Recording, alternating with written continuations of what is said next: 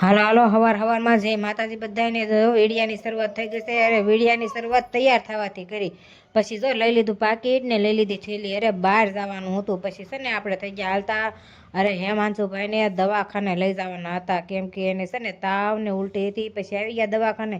અરે વજન કરવાનો હતો, કરી લીધો વજન. ને હેમાંશુભાઈ જો એમ કહેતા હતા કે મમ્મી મારે કેટલો વજન થયો. અરે એને 13 કિલા 13.5 કિલા વજન થઈ ગયો. પછી જો આવી ગયા માર્કેટમાં.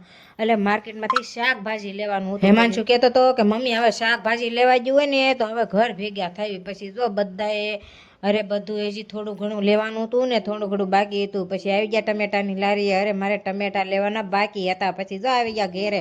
અરે સાયકલે રમતા હતા. પછી એમ કહેતા હતા કે હવે અમે થાકી ગયા છે. તો કાંઈ વાંધો નહીં. અરે પછી જો મેં લઈ લીધો ભીંડો. અરે ભીંડાનું શાક બનાવવાનું હતું. પછી જો અરે સુધારવાનો બાકી હતો. પછી જો સુધારીને કર્યો રેડી. અરે મસ્ત મજાનો ભીંડાનું શાક ને બાજરાનો રોટલો.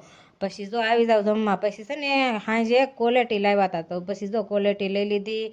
અરે એક પછી એક બધા મીઠા ખાવા. ને મારી ક્વોલિટી છે ને આ નિવ્યાંશી બેને હતાડી દીધી. પછી મેં કીધું કે મારી ક્વોલિટી ક્યાં નાખી. પછી જો નિવ્યાંશી બેન લઈ લીધી. ને હવે વિડીયો ગમે તો લાઈક કરજો, શેર કરજો, સબસ્ક્રાઈબ કરવાનું ભૂલતા નહીં. જય માતાજી, ટાટા, બાય બાય.